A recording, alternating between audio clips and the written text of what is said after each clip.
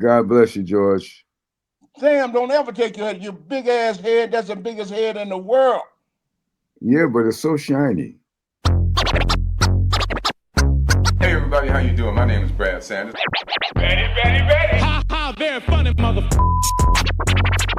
And now, ladies and gentlemen, Hey, ladies and gentlemen, this is This Comedy Life. That's right, This Comedy Life. Not that comedy life, This Comedy Life. This is the program where comedians get together and chop it up, kick the game around, talk about anything and everything comedy, stand up, lay down, whatever it is, as long as you do it and try to make people laugh and get paid. Yes, we be trying to get paid in the comedy game. And this is one of the all-time greats in the game. This brother right here, oh, you're going to love him. Please welcome to the microphone, the camera, the stage, screen, and television all over the world, Mr. George Wallace. Yeah. Clap, clap, clap, clap, clap. Good evening, good afternoon, good ever what. I'm just happy to be with you, Brad Sanders. I will never, ever forget you in my life. You know why? Why? Because the first day I showed up in Los Angeles, California at the Comedy Store to be a comedian, guess who was standing there to greet me? Because they wonder who the hell is this guy in this brand new Lincoln? Yeah. Brad Sanders and Marshall Warfield from Chicago. Yep. I was going to bring that up. I'm glad you remember. But I was going to ask you, when you first hit LA, now you came in town, you did have that hog. Boy, you was clean as a broke, well, I ain't going to say that. Well, yeah, you was. You was clean as a broke dick dog. I'll tell you what. A broke dick dog. Hey, listen, I was working, man. I had just come from New York and only doing comedy 6 months, Brad. You were in the advertising business, weren't you? Everything at Times Square in New York City, Detroit, Boston, Cleveland, Chicago. I was vice president of the world's largest outdoor advertising agency. So I did that. I made a lot of money doing that, but I wanted to be a comedian since 6 years old. And so I did stand up in New York City for 6 months. Comedy was hot then. That was 1976. Yep. And I didn't even know what I was doing, Brad. You know, when you first, I had stock jokes and everything, man. I just had a good time, but it worked. It was personality, but it worked for me. And 6 months, I moved to California. That's when I really met you guys. I said, "Ooh, I got to get my stuff together." And then I did audition for Mitzi at the Westwood Comedy Store. Okay. And with my little my little act, I destroyed. I went on after Robin Williams. Oh, wow. Did you now go on after Robin Williams? And I killed too. Because back in the day, we didn't care who we fall on. I don't know what it was. It don't make no difference. It's your moment on stage now. You the one out there in front of that mic or behind that mic in front of that audience. There you go. And I walked off stage and I walked over to the lady, Mitzi Shore. And I just, you just go up to say hello and introduce yourself. And she says, "I'm sorry you're not right for my club." Oh, I know you're telling the truth. Mr. Do It All, just New York City, everywhere, just doing well, and get turned down by the owner of the #1 club in America at the time, the Comedy Store on Sunset. Well, it was in Westwood. It was on Westwood, I know I did good. I know I did well. And why did she say, so you know what I did the next night, Tuesday morning? What? I called 213-656-6225, and I put my name down. I thought that number sounded familiar. You called in for times. I got 5 spots. That's when I knew she was crazy. Oh. I said, the lady told me last night I couldn't work a club. Now she got 5 spots for me this week. Well, let me tell you something. When she saw me at the Westwood Comedy Store, she came up to me. She said, "Brand, you're like too many other guys, and you ought to do that." I said, "Wait a minute, hold up, time out. I just came out here from Chicago, Illinois. I didn't come all this way for you to tell me how to do my act. Now, I can't tell you how to run your club. If you don't want me to work on your club, I cannot work your club. But you're not going to tell me how to do this act, whatever it is." Oh, wow. And do you know, 2 days later, Terry came to me. Terry was working in the office at the Comedy Store. Yes. Yeah, she came to me and said, Missy said, if you want to, you can work the door and get 2 spots a week, and she'll pay you $2.50 an hour. I said, I'll take it. That's confirmation. Yeah, she was a good businesswoman, but she was batshit crazy. I'm gonna just tell you the truth. So true. But we lucked out. Both of us lucked out, and I think other people had problems too, but hey, we got to work to the store, and anybody being given a job for $2.50 an hour back and get 2 spots a week, And 2 I'll take it. spots. Take it. Of course I did. I'll take it Because because I was working. first of all, we were black, remember? Well, yeah, I do remember that, and so did she. But you know what I do remember? I went from 0 to 250. That was a 100% increase because I was working at the LA Country Club as a caddy. I was carrying golf clubs You for caddied? for food. Yeah, I was a caddy at the LA Country Club, 10101 Wilshire in Beverly Hills. Yes, sir. Did you And have any man, black players out there at that time, Brad? let me see. No, I no, apologize, but I still think it might be a little racist out there, right? no. Let me just check. Last time I checked, the seal. Look, the only black people out there was carrying a bag. And I Damn. felt like I was I felt like I was a gun bearer in a Tarzan movie. It break to the left one. She break the bug break to the left one. Oh man, yeah. And So man, that's I met some amazing. But crazy, so you I got met to some work at the crazy. store at night. That must have been great. You and John Witherspoon, huh? Yeah, well, John was there when I came.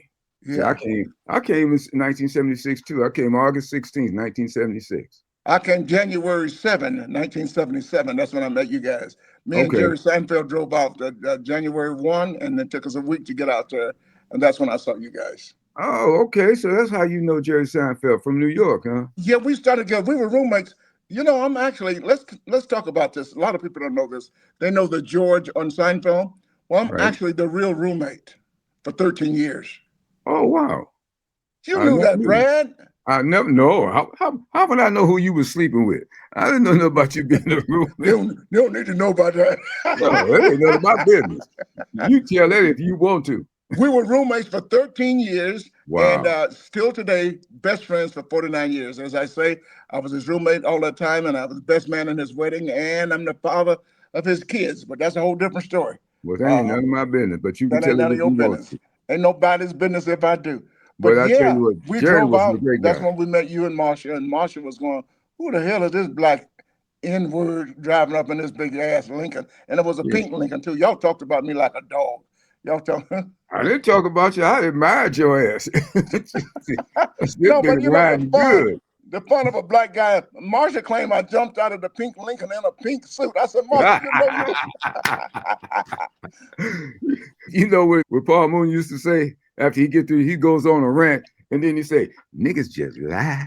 Nigga just like exactly. It's amazing on how we started, and I'm just glad we started when we started. And Me too. people don't know when we started, there were not 50 working black comedians in America.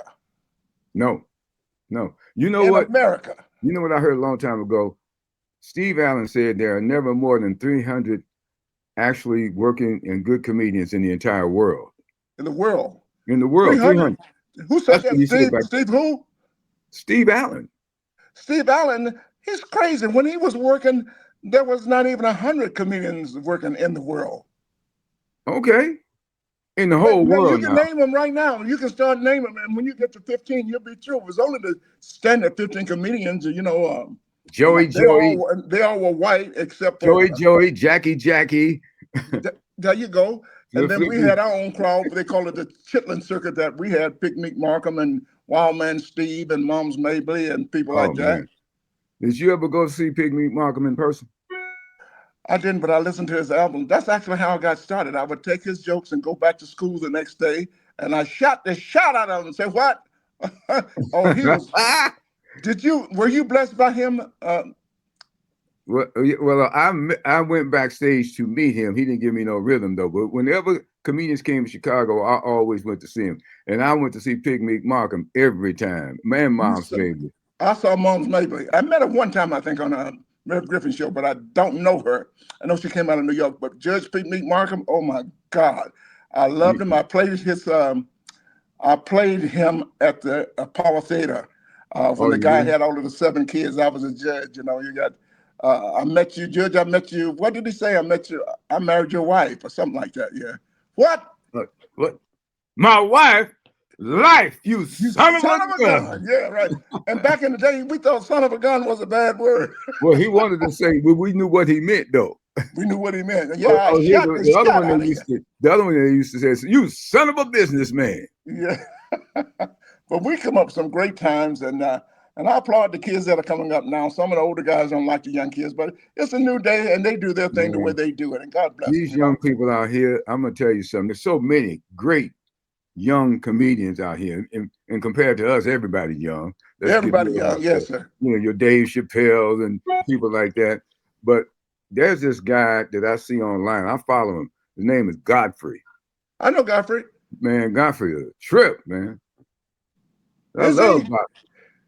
That boy is clever. Oh, I'm clever. Are you kidding?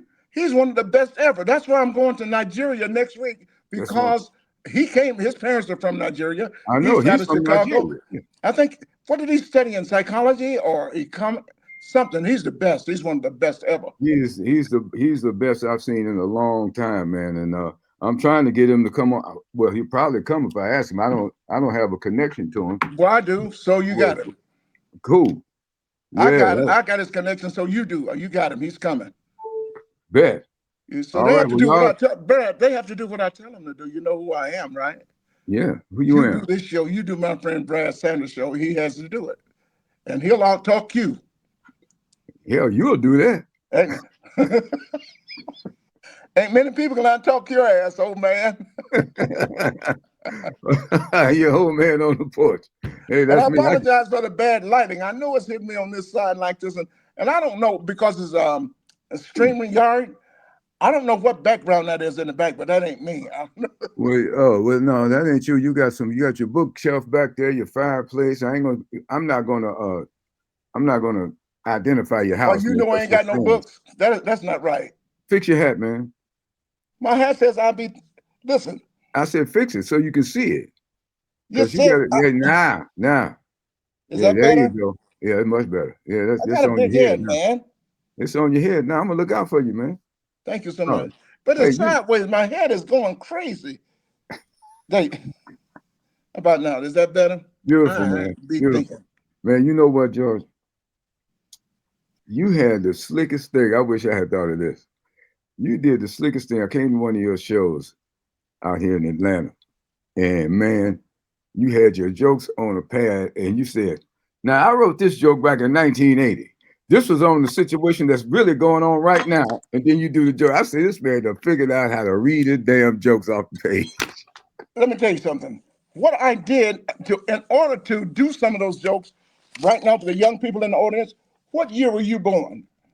Okay. I wrote this joke. See?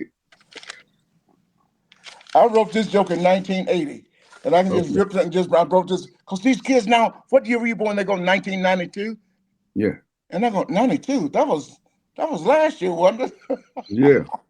Man, George, you are too slick for me. But I I tell do you what. love it. I love the yellow pad on stage. And even when Dion Cole was doing his jokes on the card, and then Mhm. somebody saw me with the yellow pad, and they said, "You stole that from Dion Cole." I said, "Boy, I was doing it before Dion Cole was born." Man, speaking of joke thieves, how you feel about joke stealing? How you feel about that? Well, I think if you steal a joke, I don't think you should steal a joke. What I'm saying is that if somebody steals one of my jokes, I really feel bad about it. But I got to write another joke. That's all it's telling me. Just keep going. I hear Just you. keep going. It's the toughest thing to do. We talked about Robin Williams earlier. He was the greatest joke.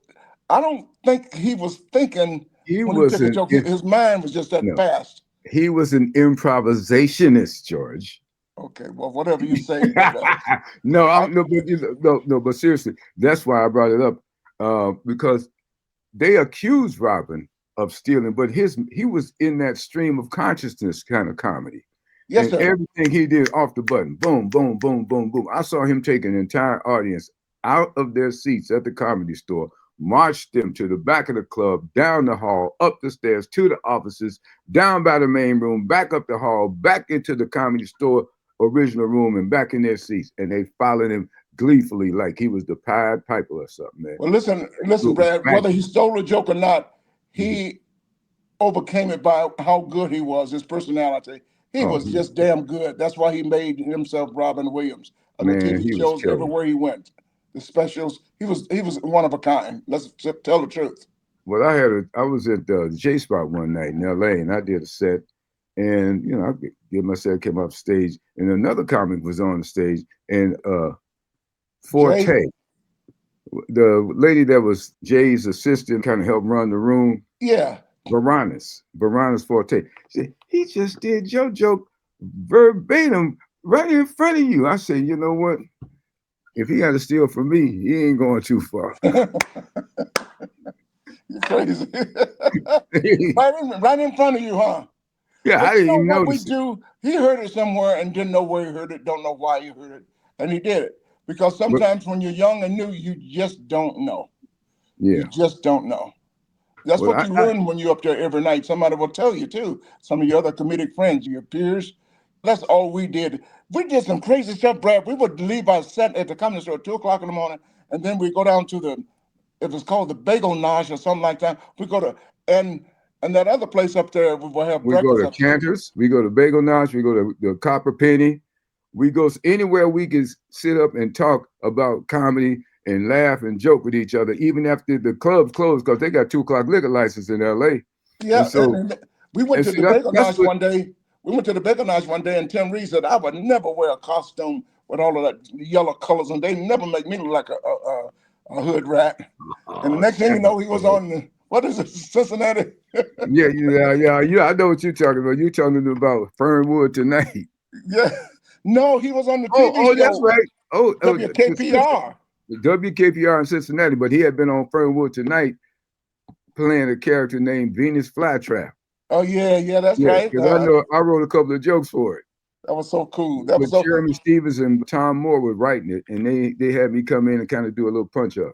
That's cool. Yeah, that's right. Back in the day, you were writing for people and everybody. You Not really. Well, Tom Dreesen let me and Marsha write for him because we were Chicago comics are very Chicago, close. yeah.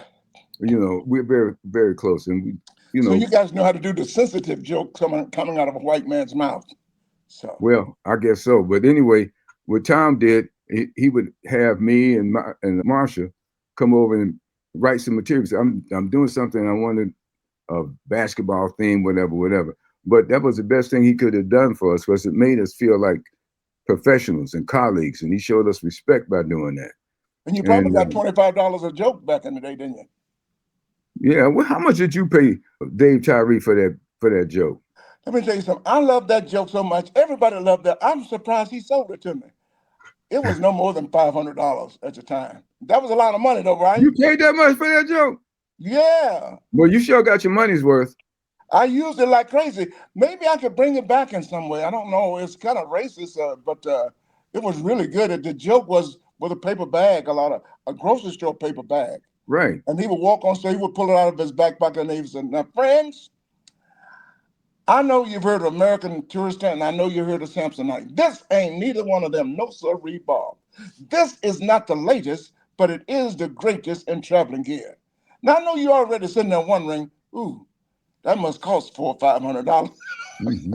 And it's just a paper bag. And then you get into this paper bag you're watching, this piece of luggage you're watching here is the most durable piece of luggage you've ever seen in your life. Then you drop it on the floor and stomp on it. Boom, boom, boom. Now look at it. I know you're thinking, ooh. This piece of luggage here was dropped from an airplane 30,000 feet in the air with its owner, a Puerto Rican, still hanging on to it. Now, the wear and tear that drop put on that Puerto Rican's ass was somewhere. It was just crazy that put on his ass. But look at my luggage. Still looks new, doesn't it? Still. So I don't remember the rest, but it was. Why'd you shave this from a black with this original owner, a black fella, still hanging on to it? Still hanging on to it. Now I know you wondering. You made him a Puerto Rican. I'm watching you. But it was great. It was great. That said, never wonder where you're going or let nobody know what your bag is, and it always got an applause at the end. Yeah. Yeah, that joke worked really well for you. Now, Joan Rivers used to pay. I think she used to pay $7 for a joke. Yeah, she would take it if she didn't. Because I did a Exactly. joke one time working with her. I did a joke about, what was that old lady name? Dr. Ruth. Oh yeah, the How sex come we therapist. never see Mr. Ruth? Yeah. And Yeah. how come, and who is Baby Ruth? You know, I said, I guess it's something with the joke. Baby Ruth was the joke. And Joan Yeah. Rivers just flat out took that, bless her heart. But she was paying me $3,500 a week. And so, you know. Oh, okay. Where were you You working know, I with was her at? making money when I was with you guys. I only worked with you guys about a year, and I did the Tonight Show. And the next Mhm. night, I was on stage in front of 17,000 people. I went directly from the Tonight Show to working with Natalie Cole, to George Benson, to Paul Anka, Helen Reddy, then the Spinners, then from the Spinners to just everybody. I did Stephanie Mills, and then Donna Ross, Mm. and then from Donna Ross to Donna Summer, and then back to Diana Ross. And then they called me and they says, "Will you work for Tom Jones?" I said, "No, not right now. I'm with Diana Ross, and we got 17,000 people. I'm enjoying this every night. No way." So during the summer, we were on vacation for 3 weeks. They said, "Will you work with Tom now?" I said, "Okay." And when I started working with Tom, I didn't have to pick up my luggage. I didn't pick my bag. I had my own limousine. And I walked out on stage with Wow. Tom Jones, knowing he's a star, but not an international superstar. 17, 18,000 people just like Diana Ross. And I wound up staying with Tom Jones for 5.5 years. Wow, man. That's why I missed a lot of television because I You was was in gone. show business. Well, you used to write for the Redd Foxx show, didn't you? Yes, I had an opportunity to write for the Redd Foxx show. And because, you know, when you're a writer and you're stupid and you don't know, and it's my first year, sometimes Redd wouldn't do my jokes right. And he would do Mm. them, and I would go like, so. I said, let me get out of here and do the show only lasted a year anyways. So let me do Okay. my own stuff. But writer's always concerned about how the joke should have been presented. You know, when you're a comedian, Right. and I got better laughs with it than he did, and I didn't get that many jokes in because Bob Einstein, the producers, you know how producers are, Yeah, they Blind rewrite the show Einstein. the way they want it. Yeah. Yeah, I did a show for Bob Einstein in Canada with Yeah, you know, he was a Canadian. He was a Jewish Canadian. He had a partner. They were the producers of the Redd Foxx show, and he played Officer. Was it Officer Don on Lake? oh yeah. I forget his name, but yeah, he played that officer. He was very funny, man. That Bob Without Einstein a was doubt. hilarious. And his brother is funny too. I forgot his brother's name. He had a brother that's Who, very funny. Albert? Say it again. Albert. Bob, Albert. What's the name? Albert Brooks. yeah, Albert Brooks. He Yeah, changed that's from Brooks because he didn't want to be known as Albert Einstein. right. Well, he was funny. That's a Yeah. funny family. I But worked with John Biner. John Biner was the star of a show called Bizarre. And uh, we worked in Toronto, Canada for about 2 months. You know, it was a nice little gig. Brad, let me tell you something. You came along in the greatest time of comedy to have, you must have met everybody that everybody knows today when we were starting working at the comedy store. And you had an opportunity to work the door from Hmm. Roseanne to you. We met everybody back then. And Richard would come in. That's the most important thing. You met Richard every night he would come in and work. Oh, every night. Well, I did the Richard Pryor show as well. Yes, you did. Yes, you did. But I wasn't there yet. I was on the road already gone. I should, well, man, because that's you was making show business money, brother. I was making real money back then. You You know, making with Tom Jones, real I was money, making homie. $5,000 a week back then, you know. You could have had you another pink Cadillac and some pink drawers if you wanted. No, But listen, you had when I got to California, you had the opportunity to see Richard every night. That's the first two, three albums. You've seen Richard, you've seen something, and I've seen something nobody has ever seen. They never seen Richard, they never thought Richard bombed. We've seen him go in the hole like you won't yeah, believe. What that's was what. that third Sunset on what was it, Live on Sunset? And he went up there for the first night, first week we went, oh well, hell no, this ain't gonna work. 2 weeks, it ain't gonna work. 3 weeks. Well, at least it's better than it was last week. See, well, Richard would grind out his material like every other comic. I mean, like any comic, like he didn't say, "Oh, I'm Richard Pryor. I ain't got." He knew he got to get up there because ain't nothing like stand up but stand up. But And if you stand up. don't do it, you ain't gonna be to it. That's You ain't gonna right. be up to it. Man, like right now, I'm rusty as a can of nails. Boy, I ain't been on stage, but I'm gonna tell you that Richard, Damon Wayans would go out there and woodshed like that. That's what they used to call it back in the day, woodshedding. When you Exactly. yeah, you get up on the stage and just grind it out, sit up there and bomb. That's why when somebody steal your joke after you done got it where it's funny, it's a problem. It's a problem. You know who else? Sam Kinison, he made his own audience. People used to walk out on Sam Kinison because Yeah. he was so different. And same with Mooney. Mooney pissed people off, didn't he?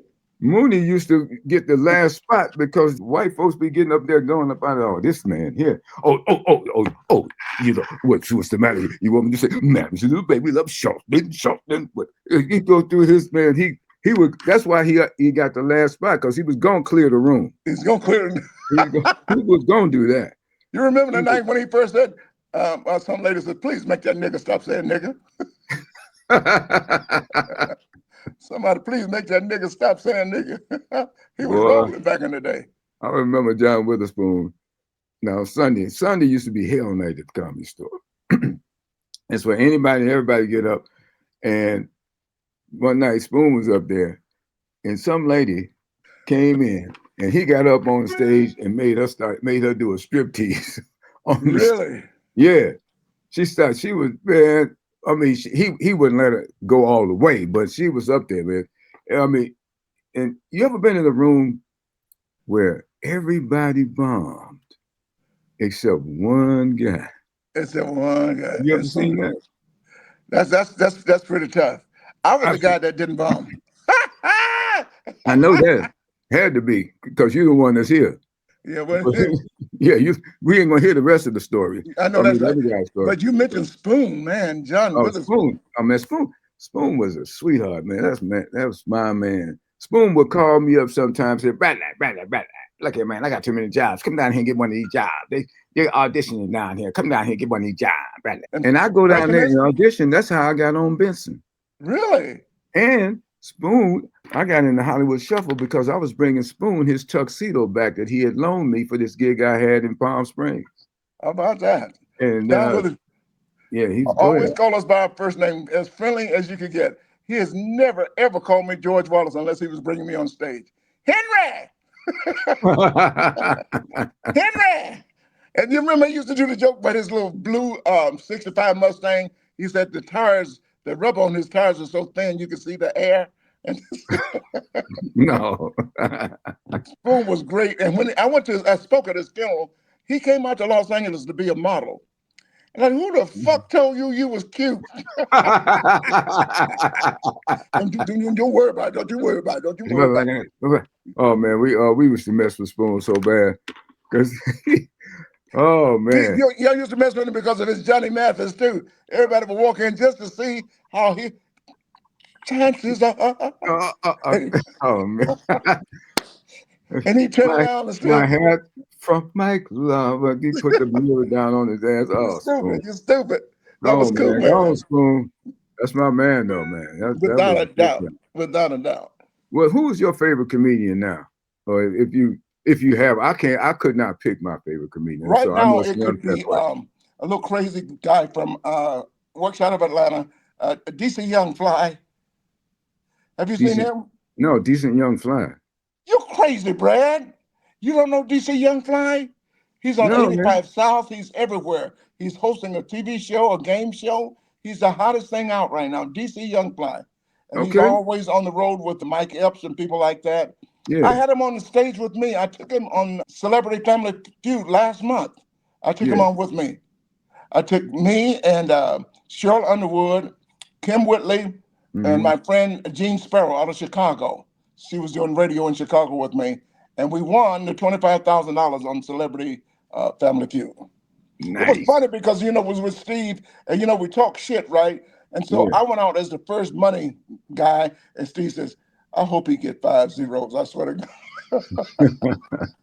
we had too much fun, but we won that money, and I did it for a charity called the Smile Train. That's for kids born with the cleft palate and the cleft lip. And we're in the laughter business and the smile business, so I figure everybody deserves to have a great smile, especially those kids. And man. Yeah, but DC Young Fly, look him up. Let's see who else. You can't call these names when you need them. DC Young Fly, wow. But there's so many young. You're gonna know him when you see him. Okay. He was on 85 South, which is a big popular show. Young people got their own podcast. 85 South is so big, they sell out arenas. Really? Yes, sir. But based out of Atlanta, 85 South.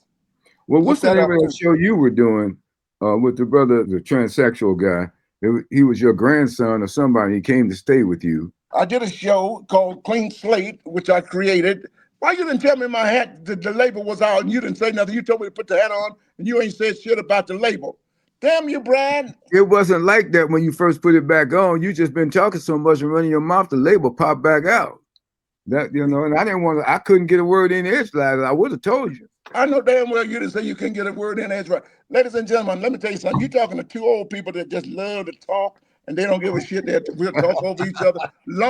Hey, y'all, long as we talking, long as we talking and having fun, that's all it is. That's all That's love. this comedy life, man. That's what it's all about. Yeah, so these comedians, I'm trying to think of a young lady, because there's some ladies out there that are good. Well, too. I like some more. Oh, some more ain't young, some more older than you. Well, shit, that ain't nobody older than me. It's some more. Yeah, I do know somebody older than you too. Oh, You okay. just got white hair. You got white hair on your face. Yeah, I got white hair. When I take my hat off, people say I look like Lou Nail's mama.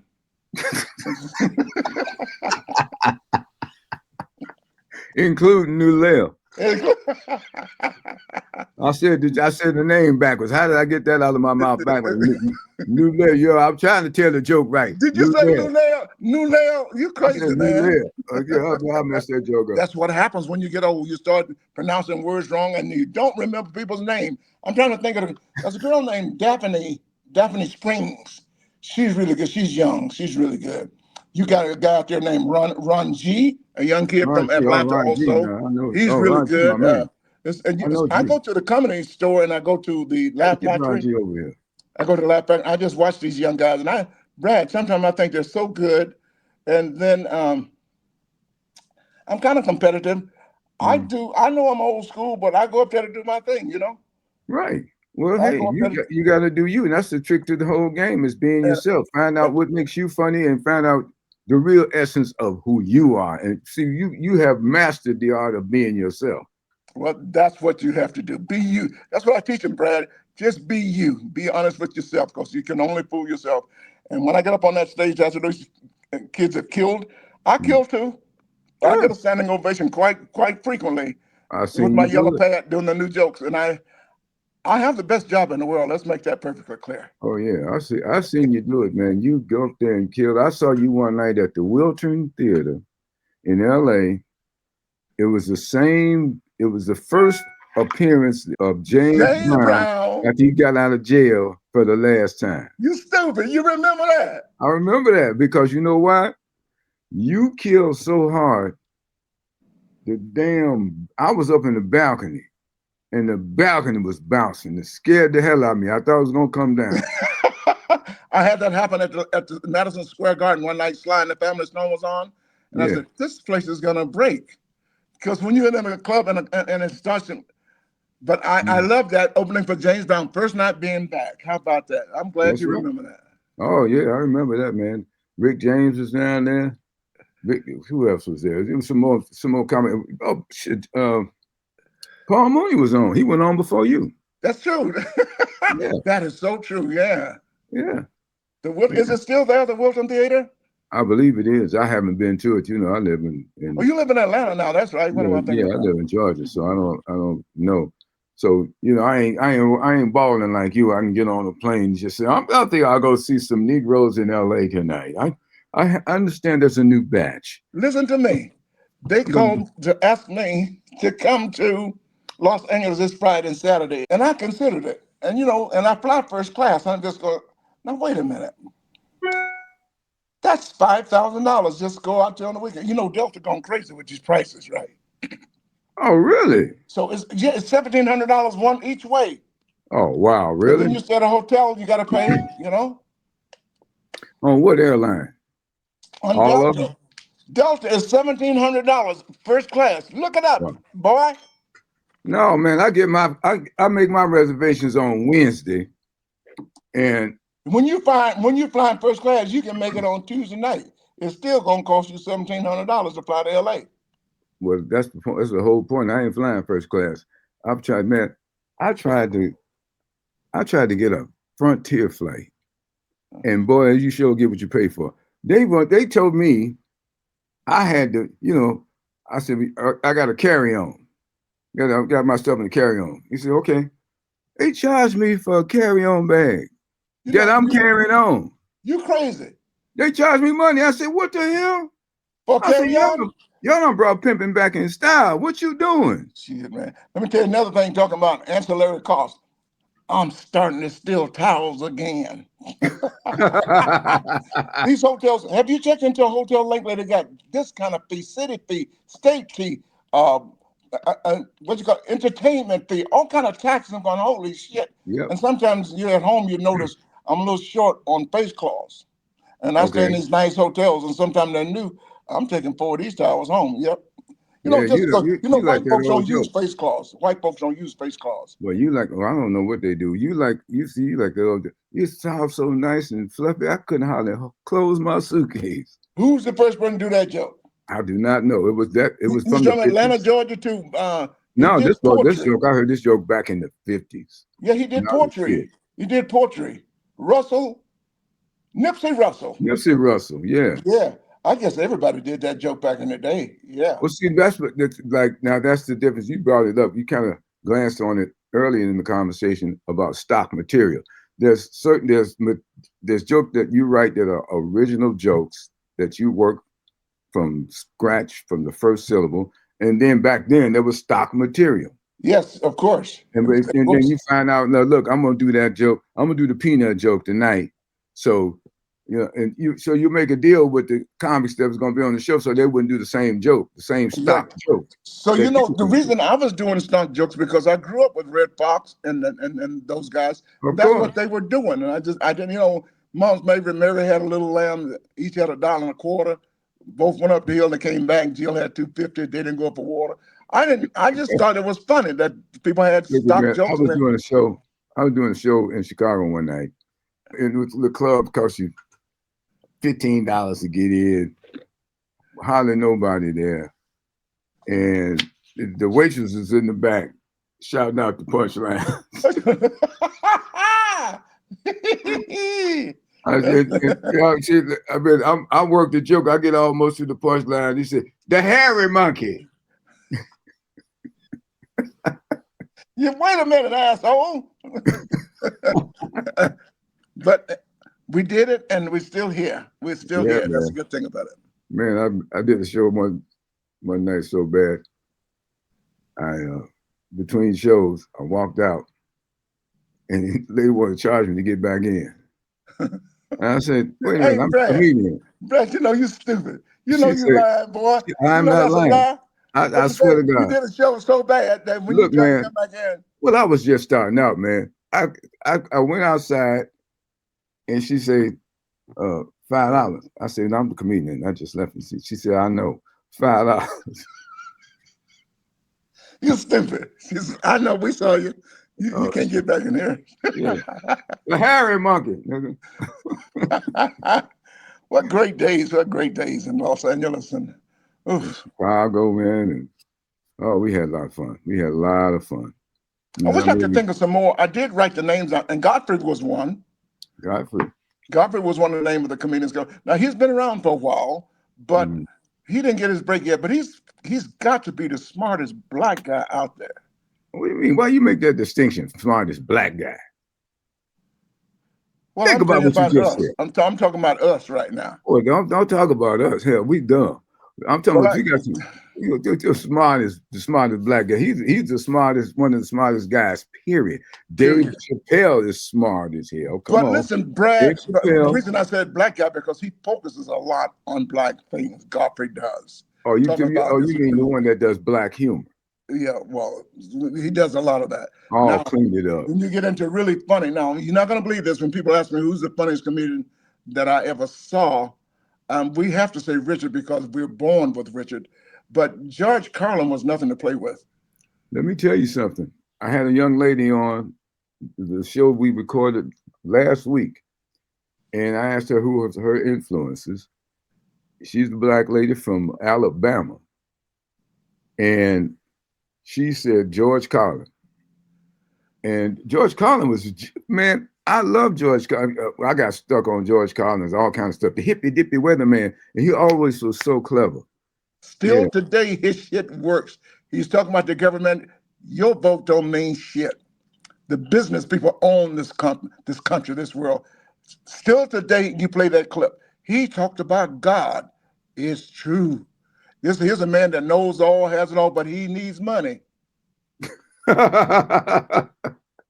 Listen, Well, look, speaking of current events, now, how are you dealing with all the shenanigans that's going on in the world today? Listen to me. I got in trouble. I had on X the other day, used to be Twitter. I had everybody, and I had to take it down because I said, I believe prayer. And if you believe in prayer, repeat after me. Dear Heavenly Father, please take his ass out. Amen. So I had Brad, they said, you have to take that down because that sounds like a death threat. And I said, really? So I had to kind of change it to take his ass out of office. But today is crazy. I don't know how. You got brass balls for that joke. I can tell you that right now. Especially with what's going on, you know? Yeah, because you know that. Let me tell you something now. They ain't just doing Hispanics and Arabs and brown people no more. They're going after straight niggas now. They're going in Chicago. That's what they're doing right now. If you just non-white, you going down. They're going if they can help it. And they're doing it. And look at people right in their face. Look at the people that were supporting him. What do you call this guy? Tim Snott and people like that. They got shit. They got nothing. They got nothing. None of them. Judge Clarence Thomas, he's bought. Oh, he's bought. He's bought. I do a joke about the 5 white people I hate. I hate Trump, of course, number one. There's a guy out of Ohio. His name is Jim Jordan. He talks real fast and wears a little yellow tie. He's in Congress here. And then third lady is out of Georgia with us. Marjorie Taylor Greene ain't done shit. The bleach blonde, butch body built bitch, whatever they call her, you know, her. Jasmine Crockett said that. Jasmine Crockett said that. And she went down and copyrighted that. That's a good thing to do. And then, but she never said bitch, but you heard it coming. Without the B word was coming. And then I do my 4th white person I hate was Judge Clarence Thomas, and number 5 was Herschel Walker. So that was my little twist at the end, you know. And yeah, you're the white people you hate, Judge Clarence Thomas. Yeah, well, we know he's black. So what? We know he's black. That was a clever joke. Yay. Yeah, but it's amazing. No, they're not black. No, Judge Clarence Thomas. No, I did. You said Clarence Thomas, old ass man. I did, and Herschel Walker. Oh, Herschel Walker, forget about it. Yeah. So I did a show called Atlanta with Glover. What's his name? He's from Atlanta too, Glover. And we was talking about a kid that was light-skinned, and we had a lot of money to give away for scholarships. But I didn't want to give the kid the scholarship because I said, he's white. He's white. He's white. Damn it. And they said, and the guy said, I know a guy like that one time was Judge Clarence Thomas. I said, oh, he ain't that damn white now. Let's not go too far. He ain't that damn white. Yeah, you can't stress him. Judge Clarence Thomas and Herschel Walker and what's that other lady named? Candace somebody and my friend Vernon Jones here in Atlanta, Georgia. These people were supporting Trump, and he's not doing nothing for us. Everything against us. He's doing everything to us. Look at it. They're trying to work us back to how many bubbles in a bar of soap before you can be qualified to vote. Exactly. They're doing this intentionally, bro. Voting rights away, cutting down, redistricting. I got these teeth, these teeth, and sometimes I can't say certain words. Your new ones, let me see. Yeah, districting. Brad, when I met you, I had 2 gaps on either side of my teeth. I don't remember that, George, because I was too busy looking at their Cadillac, and I knew you had teeth. I did. Let me tell you, when I hit California, I forgot the lady's name, but she booked everybody on Good Times. What was that lady name? Worked at Metro Media. Oh, I don't know, man. It was a white lady. She booked everybody on Metro Media, and so I think Jimmy Walker got me on, and during the show, it's when Thelma got married, and I was walking with Lona down the aisle. And she wasn't even talking to me. And I heard her say, one thing you need to do is get his teeth fixed. And that, oh my God, that hurt so bad. That hurt me so. I said, oh shit. Because when you just starting, you ain't got no money to go get them perfect teeth for the No. You ain't buying no teeth. You might brush them real good, but you ain't buying them. You ain't. I went and got my teeth fixed, and she died before I could thank her. She had no idea the major impact she had on me buying my teeth. Yep, and I went to me and John Witherspoon, Jerry Seinfeld, Shannon, All of us went to a dentist out in Santa Monica. Oh, Same really? dentist. Yeah, Margaret J's got a dentist. She gets on the plane to go to her dentist. Well, And people like that. People like their personal touch with the dentist. yeah, but you I had a need to doctor keep that it. stuck me with a needle and you never felt it. I said, "How do you do that?" He says, "I have my ways." Yeah. Yeah, I doped your orange juice. Who? I doped your orange juice. That's what I said. Well, I don't know what it was, but it did We work. gave you a snack on the way in, Yeah, remember? but I Then you don't got mind going very to the happy. dentist. Yeah, I don't mind going to the dentist now. You? No, not at all. Not at Not all. at all. I go The and worst I thing you have probably looked at gonna it. have is that needle. If you feel the needle now, they got some Man, the local anesthesia. man, they got some stuff now, George. You can't feel nothing. I had a root canal. All growing up, I always heard the worst things about root canals. Man, I had a root canal. That dude did was so cool. There was nothing. Hey, Nothing. Brad, didn't you hear that? The worst thing in the world was a A root root canal. canal. Yeah, that I was a go to get a better root than canal and once. jokes. It's just like a regular visit. I ain't felt nothing. Yeah, because it's not 1960 when you had your root canal. Listen, I remember back in the 60s and the 70s, you went to the dentist. If you went to Dr. Johnson, they just gonna pull it out. Yeah. If we're gonna try to fix it, they just gonna yank it out. Dr. Williams, they just gonna yank it out. But times are different now. They got medicine for your ass. Oh yeah, they got them drugs. I got this whole top. These are clear choice. Clear choice. Yeah, these are implants. Yeah. And they took all my teeth out, and I've never felt anything. They did that at 8 o'clock in the morning. At 4 o'clock, I was at a restaurant called Roasters eating meatloaf. That's true story. Okay, you wasn't biting no steak though. No, hell no. I had just got them. They said you can eat anything you want. You had meatloaf and cornbread. That's you. No. Oh man, I saw you complaining at Myra's birthday party. Well, where's the cornbread? Oh my God. You remember everything, don't you? Where's the cornbread? Listen, you ever go to, let me tell you what white restaurants are doing, Brad. I'm gonna teach you a lot today. White restaurants, sometimes they serve collard greens, but they won't have cornbread. You know why? Why? We ain't coming back. We can't eat no greens without cornbread. You know that. Oh man. So you're gonna learn something from me. Let me tell you another thing you're gonna learn from me. I used to do a joke about Baskin Robbins. All your life, how many flavors? 31. No progress whatsoever. And I just found out, you know why it's 31 flavors? Why, George? When they created it, Mr. Brad, Yeah. they wanted one flavor per day of the month. Really? One flavor per day of the month, and they came up with 31 flavors. Well, what about Black History Month? They named but 28 days in that one. Well, you get 2 extra. Let me tell you something else about Baskin Robbins. The B on the back of the B is a 3. And on the front of the R is a 1. 31 is inscribed in the brand Isn't that Baskin great? Robbins. Now, you know what's up with one of the stupidest branding things I've ever seen in my life is when they changed the brand for the Cracker Barrel. I say that's the dumbest shit. How you gonna get rid of the cracker and the barrel? Listen, it didn't bother What kind of me. marketing is that? You was in advertising. Don't that seem like stupid marketing to you? Brett, it didn't bother me either way. I don't care if they got a burning cross in front of Cracker Barrel. I'm going in there and getting my hotcakes. You hear me? I'm getting mine too. Brett, I didn't have no problem. I'm saying, how you gonna get rid of the cracker and the put the cracker back next to the barrel? And they did. Well, they did it, but people got to complain about it. I didn't give a damn either way. I'm going to enjoy Cracker Barrel. But let me tell you something. It's not just the breakfast that's good there. All of the food is there, especially for country people like us. Mm-hmm. They have good food at Cracker Barrel. Well, I like blueberry pancakes. That's about all I get. Blueberry pancakes, egg whites, some coffee. When did you turn white? When the hell, black people? When you started eating blueberry pancakes? What's wrong with you? I don't know. One of my white friends in LA or something. I don't know what it was. Next time you go to Cracker Barrel, you get your hot cake. Tell me you want it as crispy as possible. Almost like a Frisbee that you can throw it. Yeah, that with crispy. all that fat in it. Yeah. There's no fat in it. Just make it crisp. Even sometimes if it's brown. And get the apple cinnamon flavored and the baked apples and put that cinnamon, the syrup over it.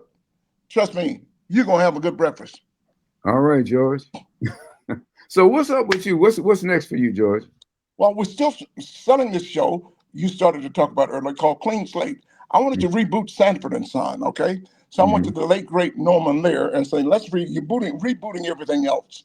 Let's reboot Sanford and Son. He said, that's my most iconic show. We can't do that. He says, it ain't gonna happen.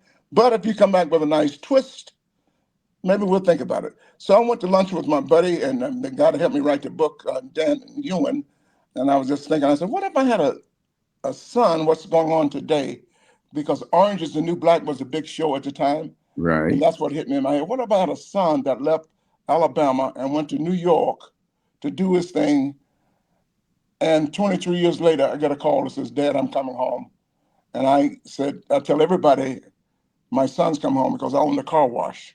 Yeah. Like in the movie The Wash. Yeah. And sure enough, next day, ding dong, and I go to the door, most beautiful lady you've ever seen in your life, and go, oh, lady, I don't know whether you're selling the Watchtower or you're selling Avon, but your ass got to go.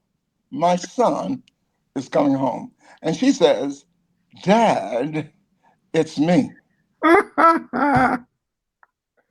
Laverne Cox has become my daughter. She's also executive producer with me and Dan and Norman.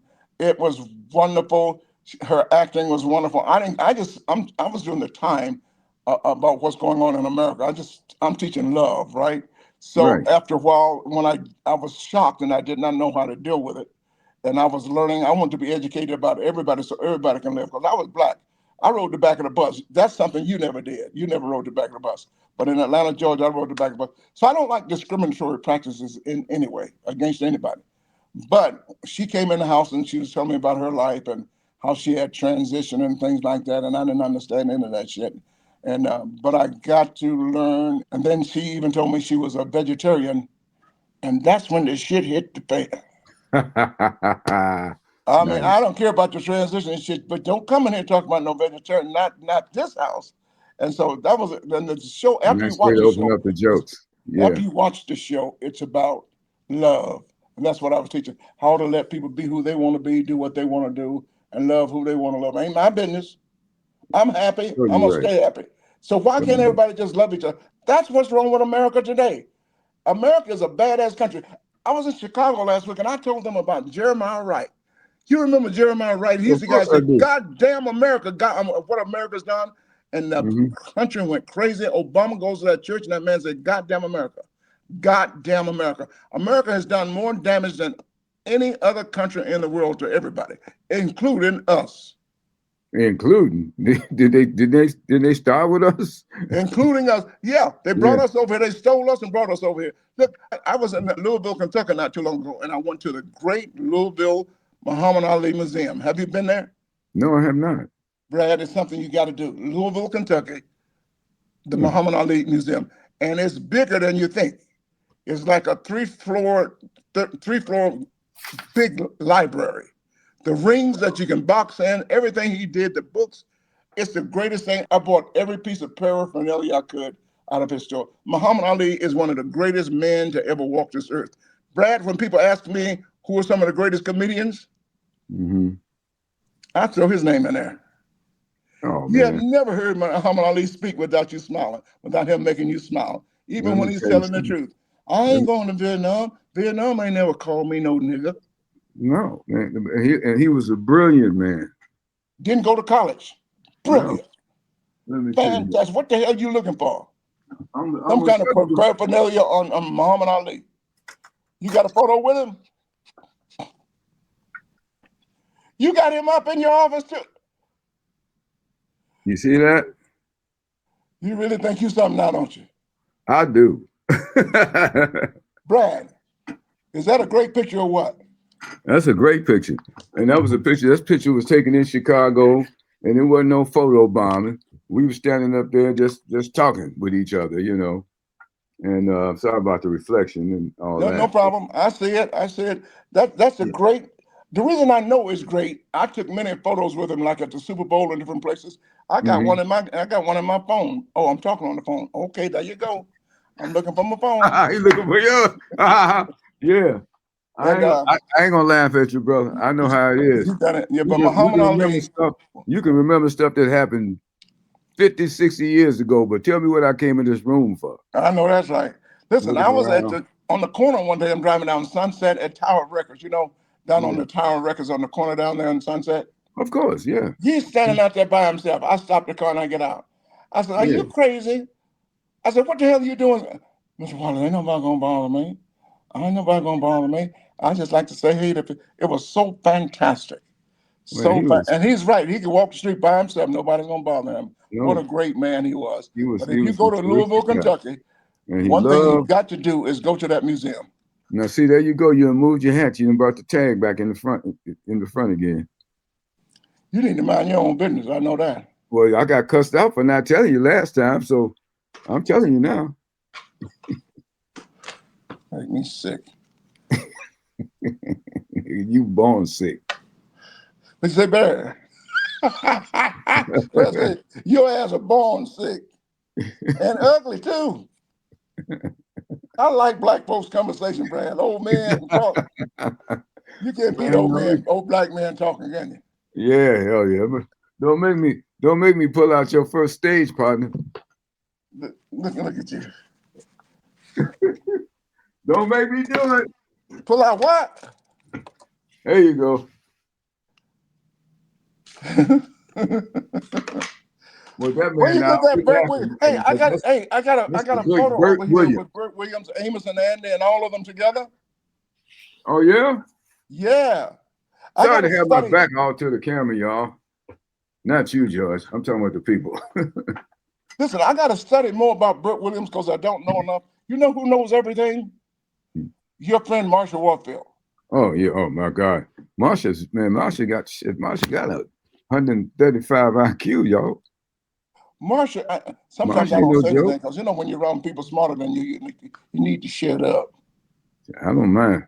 You need to shut up. She is so fantastic, and even working with her on the road is just great and just wonderful. I have a great opportunity. I'm out there just having fun, Yeah, that's good, man. And Marsha and Myra did this show, and it was great to hear us, hear them chopping it up. And we got Chicago stories. Actually, all three of us are from Chicago. Yeah, I bet you do. Oh yeah, what a great city. Well, you go in and look at and don't forget to comment, like, and share thiscomedylife.com. Yes, sir. Comment, like, and share thiscomedylife.com. My daughter sent a note to somebody else. My daughter sent word through to the editor and producer, Marquise Allison, to tell me to be sure to say, comment, like, and share This Comedy Life. They have to remind us to do those things, and I would do that because I forget too, Brad. I would definitely do that. And I owe you another show because we didn't do shit today. You know how much stuff we know and can talk about. Man, please. But you we can went come to on. see a young comedian one night. I did not expect to see you there. And did I have an extra seat? But my ticket was next to you. We went to see the guy from Africa. He hosted the show, Brad. What now? He's from Africa. He hosted a TV show for 3 years. From Africa. He's from Africa. Hosted the show from TV. I don't know, George. You were there at the show. Well, hell, I was with you. Name me a comedian named from Africa. I don't know. All I know is Godfrey from Nigeria. Trevor Noah. Oh, dude. Wait a minute. Oh, you talking about the show we went to? I thought you was talking about some club we was at. That was at the Fox Theater, man. No, I said we went to a show to see. We was talking about somebody was on your show or something like that. But yeah, we went to see Trevor Noah is beast. Yeah, we loved him. We enjoyed him, didn't we? That was so wonderful. Oh yeah, and you got to go backstage. Yeah. But I got comped. Norma Latcham hooked us up for that show, and we had look. We coming to the show, and some fool come all the way from the left side of the freeway, cuts all the way across 4 lanes of traffic, hit us, and kept going all the way across the 4 lanes of traffic. Are you serious? Well, serious as a heart attack, and I said, well, shit. The car still roll. Let's go. I got to go to the show, right? We still came. I got to have some show now. I know that's right. But man, guys, he is so clever. So good. We got to do a story about driving in Atlanta and living in Atlanta. I'm sorry, I didn't mean to talk over you. After he left Comedy Central, where Where is he now? What is he doing? He's out on the road doing tours. He's doing Okay. doing his thing, and plus he's going back home and they do a lot in the Middle East and wherever worldwide. He's doing. You know, Yeah. he was You ever one of the read his guys book? that took. He was one of the guys that took all that money in Saudi Arabia. Oh, They okay. offered him 500 and 300 million, 500, 300,000. And I guess Dave Chappelle maybe $1 million to do a comedy show over there. And they got in trouble about that because of their culture. And some people say, don't take their money. Let me tell you something. They didn't ask me. I was waiting for somebody to drop out. I heard that. I will apologize, but then after they pay me, I shouldn't have done that. You so right. No way. Yeah, all the But way to the my bank. bank You account is crying saying, all the way to the bank. my bank account said you did the right thing. You did the right thing. But Let me yeah, so ask I just you. got back from Dubai and Doha, and it would be nice to do some comedy over there. They know more about us than we know about them. Oh, I'm sure. I'm sure. Did you read his book, Born a Crime? Trevor Noah's book. I started to read it. I didn't finish it. When It's I a did his great show, book. I was But his yeah. mama was gangster. Yeah, and he had to walk behind her so they wouldn't question her. She had to walk behind the Oh yeah. daddy so they wouldn't question him. Yeah. Yeah, because they was mixed. But she took a bullet to the head and was still talking shit. Still talking shit. Yeah, his mama was gangster.